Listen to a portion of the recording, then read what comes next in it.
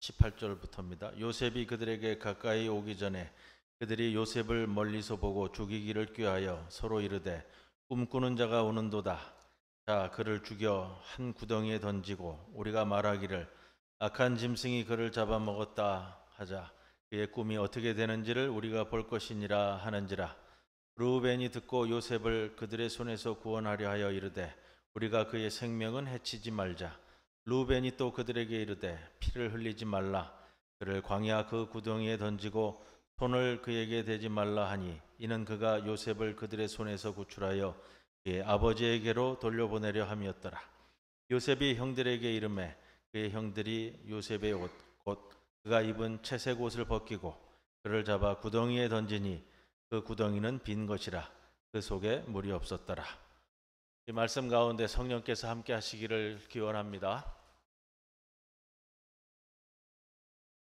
사람이 살면서 생각지도 않게 만나는 어려움이라는 것이 도리어 은혜가 되는 하나님의 역사를 경험할 때가 있습니다.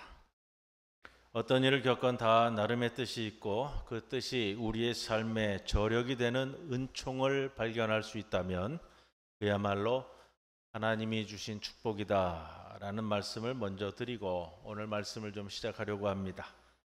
오늘 본문은 야곱의 아들 요셉이 아버지의 심부름으로 형들을 찾으러 나갔다가 예상과는 달리 어떻게든 내리칠 기회만을 쳤던 형들에게 붙들려 목숨이 어찌 될지 모르는 상황을 보여주고 있습니다. 이후 노예로 팔려가 갖은 우여곡절을 다 겪은 후에 이집트의 총리 대신으로 임명되고 총리 대신이 되어서 당시 세상에 불어닥친 기근이라는 어려움과 재난 가운데 세상을 구해내는 구원자의 역할을 감당하는 자로 서게 됩니다. 이것이 요셉 인생 전체에 흐르는 하나님이 개입한 섭리 과정을 우리가 보게 되는 겁니다. 요셉의 인생에 개입하시는 하나님의 섭리를 가장 잘 표현해 주는 구절이 39장 2절에 이렇게 표현하고 있습니다. 여호와께서 함께 하심으로 그가 형통한 자가 되어. 3절 말씀에도 보면요, 그의 주인이 여호와께서 요셉과 함께 하심을 보며 여호와께서 그의 범사에 형통하게 하심을 보았더라. 5절에도 유사한 표현을 쓰고 있고요, 또 이어서 21절 23절에도 동일한 표현으로 요셉에 대해서 표현합니다. 여러분, 구약에 나오는 그 어떤 인물도 여호와께서 함께 하셔서 형통하게 하셨다라는 이 구절이 반복되는, 이렇게까지 반복되는 이는 없습니다.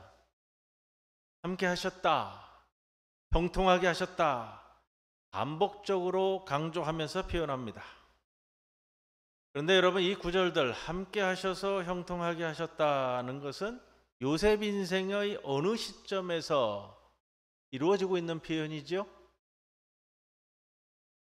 아시죠? 아버지 야곱의 집에서 호의호식할 때가 아니라는 겁니다. 39장 2절, 3절, 5절은 보디발의 집에 노예로 팔려가 있었던 때고요. 21절, 23절은 누명을 쓰고 감옥에 갇혀 있을 때 이 표현을 쓰고 있습니다. 통통하다, 범사의 모든 일이 잘 열려지는 것, 어려움 없이 이루어지는 것을 뜻하는 표현입니다. 요셉의 어린 시절에는 하나님의 돌보심의 축복이 나오지는 않습니다. 아이러니하게도 보이는데 하나님의 개입이 시작되는 것은 요셉이 고난을 당하는 그 시점부터입니다. 왜 요셉의 어린 시절에는 하나님이 돌보시는 축복이 나오지 않을까? 여러분, 그도 그럴 것이 요셉의 어린 시절 행적은요, 그리 좋지 않았습니다. 그러면서도 어린 시절은 아버지 야곱의 축복을 듬뿍 받은, 사랑을 듬뿍 받은 시절이었습니다. 그리고 이것은 사실 아버지 야곱의 삐뚤어진 편애에서 시작된 겁니다. 요셉은 야곱이 무척이나 사랑했는데 그 이유는 야곱이 사랑했던 여인이었던 이 라헬로부터 얻은 아들이 요셉이었기 때문이죠. 그런데 야곱의 귀향길 여정에서 라헬이 12번째 아들인 베냐민을 낳다가 죽었습니다. 엄마 없이 자란 요셉과 베냐민에 대한 야곱의 짠한 마음이 각별한 애정으로 표현됐을 것이다, 이렇게 볼 수도 있겠습니다. 근데 문제는 여기에서부터 시작되었다고도 여겨집니다. 거기다 요셉은 자라나면서 형들을 우습게 여기는 자였습니다. 오늘 본문 말씀 앞에 37장 2절을 보면 이렇게 기록하고 있는데, 야곱의 족보는 이러하니라. 17살 된 소년 요셉이 그의 형들과 함께 양을 치는데 요셉은 형들의 잘못을 아버지에게 말하더라. 요셉은 형들의 허물을 아버지에게 고자질하곤 했습니다. 형들의 잘못이 무엇이었을까요? 성경이 말하고 있는 형들의 허물이 무엇이었을까요? 아마도 양을 치다가, 여러분, 유목민들에게는 이 자식이 재산입니다. 왜 재산이냐면요, 자식이 보통 아들은 10살, 11살 때부터 양을 치러 내보내요. 아들이 많으면 많을수록요, 칠 수 있는 양의 수가 많아지는 거예요. 어느 나이 되면 모두 나가서 양과 염소를 치는 일을 맡기 때문에 그렇습니다. 그래서 아들들이 독립하기 전까지는 자식들이 많으면 많을수록 좋은 거예요. 근데 형들의 잘못이 무엇일까? 오늘 이야기하고 있는 허물이 무엇일까? 아마 이런 걸 것 같아요. 양을 돌보다가, 벌판에서 양을 돌보다가 여러 가지 사건들이 벌어지죠. 돌보던 양이 야생동물에 물리기도 하고 사고로 잃기도 하고요. 잘 돌본다고 하는데 피곤한 몸 때문에, 또 긴급히 변하는 이 자연현상 때문에 돌발 사건들이 많이 일어납니다. 그래도 가축을 잃으면 돌보는 사람 책임이에요. 현장에서 양을 돌보면서 일하는 자들에게는 서로 간에 의지하는 게 있었을 거예요. 그런 일들이 벌어지면 서로 덮어주기도 하고, 양과 염소 숫자, 맡겨진 숫자를 돌려주기도 하고, 아니면 야생동물에 물려가던 양을 구하면은 이제 그 자리에서 그냥 한쪽은 내버리고서는 또 형들이 잡아먹었을 수도 있습니다. 이거는 현장에서 일하는 사람들이 서로 간에 암묵적으로 서로 지켜보던 그런 것 아니었을까 생각이 드는데, 요셉은 그런 형들에 대해 때마다 고자질했습니다. 형들의 잘못을 아버지에게 말하더라. 동사가 미완료형으로 쓰이는데요, 이거는 이런 표현이에요. 그때마다 고자질하곤 하였다. 고자질이 습관적으로 했다라는 표현입니다. 형들을 우습게 여기기 때문에 이런 모습이 나오는 겁니다. 야곱은 이런 요셉의 고자질에 아마도 오냐 했던 것 같습니다. 아마 야곱의 요셉에 대한 편애 때문이죠. 37장 3절 말씀은 이스라엘은 노년에 얻은 아들이기에 다른 아들들보다 요셉을 더 사랑하여서 그에게 채색 옷을 지어서 입혔다. 채색 옷을 지어서 입혔다. 어느 번역에서는 화려한 옷을 입혔다 이렇게 나오는데요. 원어를 찾아보니까 이런 말이에요. 두 단어로 되어 있습니다. 채색 옷이 화려한 옷 이렇게 되는데, 케토네트 파심 이렇게 쓰는데요. 케토네트는 외투를 얘기하는 거예요. 옷이라고 번역하고 있는데 외투, 겉옷이에요. 근데 어떤 겉옷이냐면 목에서부터, 그다음에 이 손은 어디까지 가리냐면 손목 끝에까지 가리고요. 밑은 어디까지 내려가냐면 발목까지 내려가는 옷이 외투예요. 파심은 다양한 컬러로 된 옷이다 이렇게 돼 있어요. 케토네트라는 이 외투, 겉옷이라는 표현은요, 창세기 3장 21절에도 등장하는데, 아담이 에덴 동산에서 내쳐짐을 당할 때 하나님께서 아담에게 가죽옷을 지어 입히셨다. 이 구절이 있습니다. 가죽옷 할 때 가죽으로 된 옷인데 아담의 머리끝에서 손목 발끝까지 덮는 옷이라는 뜻이에요. 그것도 가죽으로 된 것이다. 이것은 하나님께서 아담을 에덴 동산에서 내치지만 보호하신다는 의미를 담고 있는 옷의 표현입니다. 오늘 요셉이 입은 옷은 여러 색깔이 혼합된 외투예요. 고대 사회에서 색깔이 들어간 옷을 입는다라는 것은 보통 사람은 불가능한 겁니다. 형들은 양치는 자들이었어요. 양치는 자들은 이런 옷을 입을 수가 없는 겁니다. 일하는 사람은 어떤 옷을 입었냐 하면은 소매가 없는 옷, 그리고 길이는 무릎까지 오는 옷을 입었어요. 벌판에서 입고 벌판에서 자고 밤에는 덮고 자는 겁니다. 요셉이 입은 옷은 일하는 사람이 입는 옷이 아니라는 겁니다. 벌판에서 가축을 칠 때는 때로는 며칠씩 또는 몇 달씩도 밖에 나가 있습니다. 그렇다고 옷을 몇 벌씩 입고 나가는 게 아니고요, 한 벌로 나가는 거예요. 낮에는 뙤약볕, 밤에는 살을 애는 추위, 때로는 폭풍우를 만나기도 합니다. 먹을 것 마실 것 잘 갖추어서 캠핑 나가고 있는 게 아니라는 거예요. 그런데 요셉은 긴 옷을 입고 대부분 그늘진 아버지 장막에서 누워 있다가 형들의 허물을 보기라도 하면 고자질했다라는 건데, 여러분, 이것이 그냥 웃어 넘길 정도의 일이 아닌 겁니다. 37장 4절에는 이런 표현을 씁니다. 형들이 요셉을 미워하여 그에게 편안하게 말할 수 없었다. 번역을 너무 고상하게 하는 바람에 한마디 말도 다정스럽게 이야기하지 않았다라는 거고요. 얘하고는 말 안 했다라는 거예요. 동생인데 쟤하고는 말할 수 없어. 쟤하고는 말하지 마. 여러분, 딸 가지신 분들은 이런 요셉 같은 사람은 사위 얻으시면 안 됩니다. 요셉은 거기다 눈치까지 없었어요. 상황 파악 못하고 사는 인물이었죠. 성경이 이야기하고 있는 모습은 다음은 꿈 이야기를 우리에게 전해줍니다.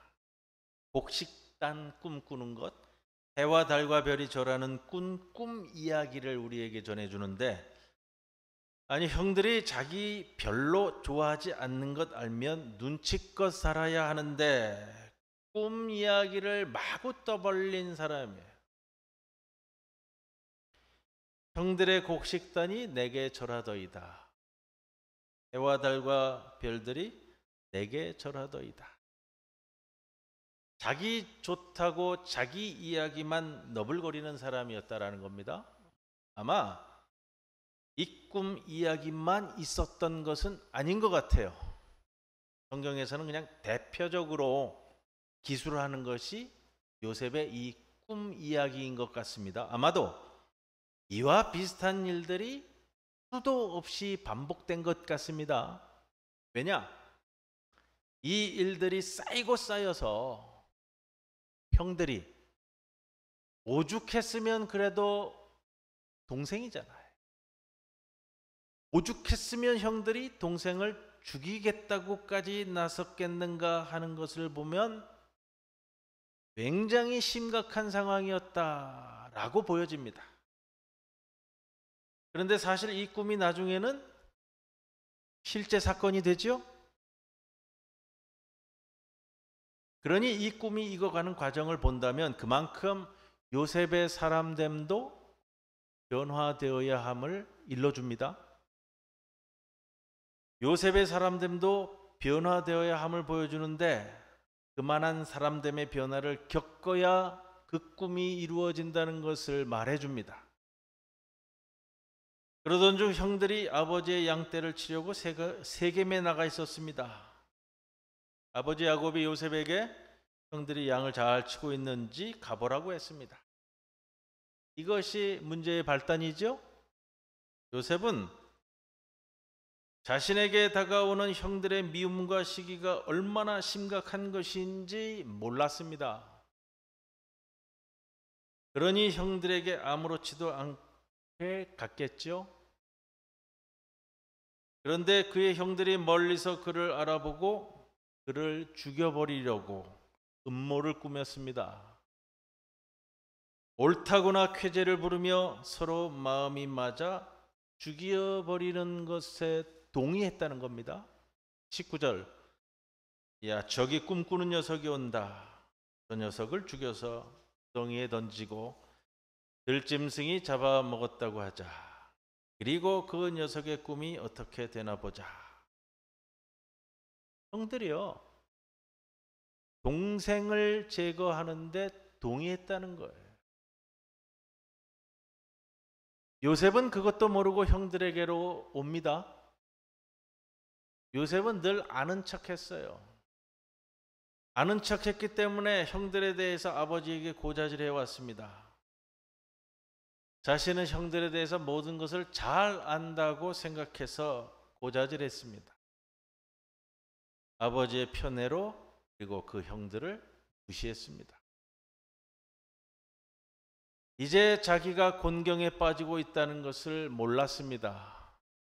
자기가 형들에게 어떤 짓을 행해왔는지 모른다는 겁니다. 그리고 형들이 그런 짓을 한 자신에 대해 어떤 마음을 품고 있는지조차 모르고 있었다. 이렇게 되는 겁니다. 여러분, 이게 인간입니다. 자신이 한 짓을 모르기 때문에 나에게 다가올 미래의 구덩이가 어떤 구덩이인지 모른다는 겁니다. 내가 받은 상처만 기억하고 내게 닥칠 비극에 대해서는 생각하지 못합니다. 설마. 이것이 요셉의 한계이자 우리 인간 모두의 한계일 것입니다. 자신이 괜찮은 사람인 줄 안다는 거예요. 내가 남에게 어떻게 했고 남이 나에 대해 어떻게 생각하고 있는지 모릅니다. 그러니 자기에게 닥치는 위험을 모릅니다. 자기를 모르면 이렇다는 겁니다. 여러분, 지금 곧 구덩이에 빠지는 줄 모르는 사람이 적지 않다는 겁니다. 23절에 요셉이 형들에게 이르매 그의 형들이 요셉의 옷, 곧 그가 입은 채색 옷을 벗겼다. 이 채색 옷은 아버지가 만들어준 옷입니다. 아버지의 총애를 보여줍니다. 요셉에게 이 옷은 자기에게는 자랑이지만 형들에게는 시기와 증오일 뿐입니다. 어리석은 사람은 내 자랑거리가 남들에게는 시기와 증오가 된다는 것을 모릅니다. 채색 옷, 이 화려한 겉옷은 한낱 껍데기일 뿐인데 사람은 그것이 껍데기라는 것을 안다는 것이 결코 쉽지 않은 겁니다. 죽어서도 모르는 사람이 있고요. 내가 입고 있는 옷, 내가 차지하고 있는 자리, 내가 가진 것, 그것이 껍데기라는 것을 알 때까지는 우리 모두가 여전히 17살 철없는 요셉일 뿐이라는 겁니다. 그저 아버지에게 귀여움이나 독차지하며 이 채색 옷이 자기 자신인 줄 안다는 것이죠. 귀엽다 칭찬이나 받으며 살아온 것이 내 삶의 전부이기 때문에 그렇습니다. 칭찬에 익숙하면 비난에는 흔들리고요. 대접에 익숙하면 푸대접에 마음이 상합니다. 형들은 이런 요셉의 옷을 벗깁니다. 옷은 성소 안에서 인격과 삶을 상징합니다. 화려한 요셉의 인생이 끝났다는 것. 고대 사회에서 옷은 신분을 나타내는 표현입니다. 어느 정도의 신분이 되지 않으면 그 옷을 못 입는다는 거예요. 형들과 요셉은 신분의 차이가 있는 사람이 아닙니다. 오히려 막내 뻘되죠. 2년 전인가 이 태국의 이재광 선교사가 방문했길래 부산에서 함께 식사하고 이야기를 나누는데 그런 이야기를 해요. 태국에서 그 소수 민족들, 소수 부족들 도시에 가서 그들을 케어하고 학교 보내고 이런 일들을 감당을 합니다. 여러 가지 열심히 일을 하다 보니까 태국은 그래요. 지금도 왕이 있잖아요, 왕이. 그리고 태국 각 지역은 그 왕족 출신 귀족들이 다스리는 지역들이에요. 태국에서는 이 왕족을 건드리는 것은 우리가 생각하는 것과는 전혀 다른 개념입니다. 예. 왕을 모욕하거나 SNS에 사진을 올리거나 그러면은 15년 이상, 20년 이상 징역형이에요. 언급 자체를 안 하는 게 태국 사회더라고요. 자신이 그 지역에서 열심히 일을 하다 보니까 그 지역을 관할하고 있던 그 왕족, 귀족이 와서 같이 이야기를 나누면서 칭찬해주고 격려해주고 잘 먹여주고 선물을 주는데 뭘 줬냐면은 태국 전통 의상을 한 벌 줬다고 그래요. 좋잖아요. 태국에 가서 태국 전통 의상 한 벌 받으면. 우리나라에서 일하는데 한복을 한 벌 이렇게 선사 받으면 기분 좋은 것처럼. 이곳 재광 선교사가 재밌는 얘기를 해주면서 그런 얘기를 하더라고요. 외국인이잖아요, 선교사는. 그러니까 태국 자기 사는 지역에 관공서를 출입하는 일들이 있으니까 관공서에 가는 거예요. 일 처리를 하러. 네, 선물 받은 이 태국 전통 복장이 있으니까 그거 입고 갔어. 그러니까 줄을 이렇게 쭉 서 있는데 자꾸 앞에 있는 사람들이 자꾸 뒤를 돌아보더라는 거예요. 왜 그런가 그러더니 앞으로 자꾸 가라 그러는 거예요. 나중에 알았대요. 이 전통 의상이 왕족의 옷인 거예요. 태국 사회에서 이 왕족의 옷을 입고 다니면은 함부로 건드릴 수도 없고요. 대우를 해줘야 되는데 외국인이라고 왔는데 태국 이 왕족의 전통 의상을 입고 왔으니까 거북하고 불편한 거예요. 태국민들이 볼 때에. 그러니까 자기 보고 자꾸 앞으로 그냥 먼저 가서 일 처리하라고 그러더라. 그 얘기를 하더라고요. 그러니까 고대 사회부터 이 옷이라는 개념은요, 신분을 나타내는 거고요. 아무나 함부로 돈이 있다고 해서 입을 수 있는 것이 아니었어요. 고대 사회의 계급적 성격을 갖는 게 옷이에요. 여러분, 요셉이 화려한 옷을 혼자 입었어요. 진정한 삶은 이 화려한 거칠애가 아니라는 것을 벗겨내는 과정이에요. 여러분, 우리에게 있어서 진정한 삶은요, 내가 가지고 있는 화려한 거칠애가 아니고요, 요셉에게 있어서는 형들과의 관계가 진정한 삶이고, 요셉에게 있어서의 가족과의 관계가 진정한 삶이고요, 우리 모두에게는 성도들과의 관계가 진정한 삶이고 사람과의 관계가 진정한 삶이에요. 여러분이 성도들과의 관계를 아직도 잘 이루어가지 못하고 있다고 본인이 생각한다면 내가 아직도 채색 옷을 고집하고 있는 거란 말이에요. 집은 좁아도 같이 살 수 있지만 사람 속이 좁으면 같이 못 산다고 합니다. 이거 우리나라 표현이에요. 자, 이후에 요셉은 철이 듭니다. 꿈도 내 꿈만이 아니라 다른 이의 꿈을 공유하게 됩니다. 이렇게 변화되어 가는데 이전에는 나만 꿈꾸는 줄 알고 내 꿈 이야기만 떠버려 됐는데 이제 나만 꿈을 꾸는 것이 아님을 알게 되고요. 다른 이도 꿈꾼다는 것을 알게 됩니다. 그가 총리에 오르는 결정적인 계기는 함께 감옥에 있었던 바로의 술 따르던 시종장의 꿈, 떡 맡은 관리의 꿈을 들어주고 해몽해주고 하는 것이 있었고요. 더 나아가 이집트 왕 바로의 꿈의 해몽에 있었습니다. 이제는 내 꿈에만 갇혀있는 요셉이 아니라 남의 꿈도 들어주고 남의 꿈도 공유하는 인물로 변화되어 가는 것을 보여줍니다. 이것이 채색 옷이 벗겨진 요셉입니다. 채색 옷이 벗겨지면서 철딱선이 없는 17살 소년기가 끝나는 거예요. 내가 아는 대로 세상이 움직이지 않고 내가 생각하는 대로 사람들이 움직여주지 않는다는 것을 깨닫게 되는 거고요. 요셉이 오늘 본문 24절에 보면 구덩이에 던져집니다. 이제 이 구덩이에서는 아무도 그를 봐주지 않습니다. 채색 옷을 입어도 봐줄 사람이 없습니다. 목이 말라도 마실 물조차 없습니다. 자신밖에 없는 거예요. 화려한 옷에 의존해 왔던 거칠애가 아무것도 아니라는 것을 깨달아 가게 되어지는 것. 이 빈 구덩이에서는 화려한 옷에 칭찬해 줄 사람도 없고 옷을 벗었다고 비난할 사람도 없는 오직 자기 자신뿐입니다. 요셉 자신 하나만이 덩그러니 있을 뿐입니다.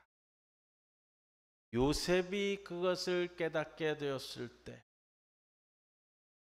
요셉의 인생에 하나님이 개입하시기 시작하는 겁니다. 벗겨지고 박탈당하고 내던져진 빈 구덩이, 마실 물조차 없는 빈 구덩이에서 비로소 새로운 나를 보게 되는 것이고요. 바로 그 자리가 하나님을 만난다는 것이 바로 이 뜻입니다. 마청 르우벤은 그냥 구덩이에만 놓고 죽이지는 말고 아버지에게로 데려가자라는 생각을 가졌어요. 다른 형들은 그냥 죽여버리자라고 단단히 마음 먹고 있었습니다. 그때 또 다른 형 유다는 우리가 동생의 피를 묻히지 말자, 마침 지나가던 미디안 상인들에게 팔아버리자 해서 팔아버립니다. 이렇게 보는 거예요. 요셉의 인생을 두고 형들도 이 세 그룹이 자신들의 이 지혜와 명철을 가지고 요셉의 인생에 자기 영향력을 끼쳐서 좌지우지하려고 합니다. 그런데 37장 마지막은 결론이 이렇게 맺어져요. 36절인데 미디안 사람들은 요셉을 애굽에서 바로의 신하 보디발에게 팔았더라. 이게 37장 마지막이라고요.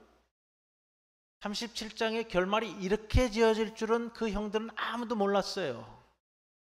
요셉의 인생을 두고 저마다 영향력을 끼쳐서 해치지 말고 돌려보내자, 죽이자, 팔아버리자. 그런데 결과는 뭐예요? 보디발에게 팔았더라. 이거는 그 누구도 생각하지 않은 거예요. 이게 이렇게 가는 거예요. 이건 누구 의도냐? 하나님의 섭리 가운데 간다라는 거예요. 사람은 그 누구도 생각해 보지 못했어요. 팔려가긴 했는데 왜 하필 보디발의 집에 팔려갔을까? 그리고 이어지는 것이 38장. 38장은 유다에 대한 이야기니까 건너뛰고 39장으로 갑니다. 39장 2절에 앞에서 말씀드린 대로 39장 2절 야훼께서 요셉과 함께 계셔서 앞길이 잘 열리도록 그를 돌보셨다. 여러분, 오늘 말씀을 이제 정리하면서 여러분들에게 이렇게 말씀드리고 싶습니다. 하나님께서 우리에게 뜻하시는 바는 벗겨진 채색 옷을 도로 찾거나 아니면 더 좋은 채색 옷으로 축복받는 것이 아니라 아예 그러한 채색 옷이 필요 없는 자로 살아가게 하시는 변화됩니다. 다시 말씀드릴게요.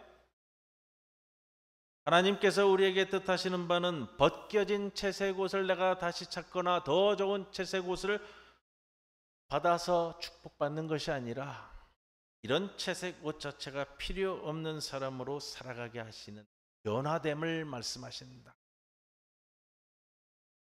이제는 화려한 옷 같은 거칠애에 의존하지 않습니다. 자신을 볼 뿐이에요. 소유도 지위도 학력도 지식도 껍데기입니다. 비로소 하나님을 바라보고 내 자신을 성찰할 수 있는 자리에 서는 거예요. 사실상 이 빈 구덩이는 화려한 옷에 갇혀 있었던 요셉이라는 이 한 영혼이 하나님에 의해 해방되는 사건입니다. 그렇게 요셉에게 있어서 요셉의 앞으로의 인생 목표는 자신의 옷을 벗겨버린 형들에게 복수하는 것으로 최종 목표를 삼지 않을 수 있었던 거예요. 다시 만난 그 형들에게 창세기 45장 저 뒤편에 가면은 45장 5절에서 이렇게 말하잖아요. 당신들이 나를 팔았다고 해서 근심하지도 한탄하지도 마소서. 하나님께서는 생명을 구원하시려고 나를 당신들보다 먼저 이곳에 보내셨던 겁니다.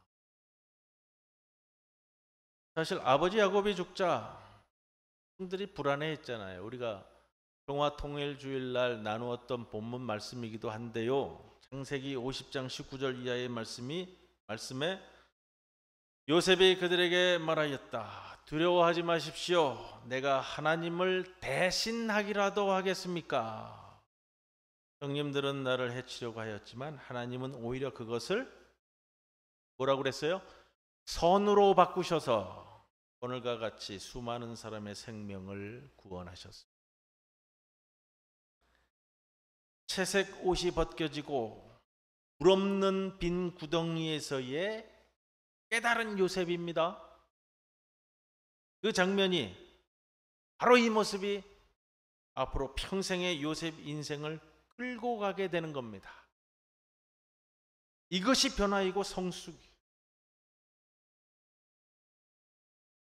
오늘 창조절 첫째 주일 아침입니다. 가을이라고 합니다. 가을 같죠? 이제는 가을은 옷을 갈아입어 가을이라고 한다고도 해요. 저는 이 말은 참 좋은 말인 것 같아요. 옷을 갈아입어서 가을이다. 옷을 다 갈아입을 거잖아요. 자연도. 금년에 남은 날들을 여러분들 생각하시는 간구들이 참 많으시고요. 요청도 많으시고요. 가슴에 담고 있는 기도의 제목들도 많고요.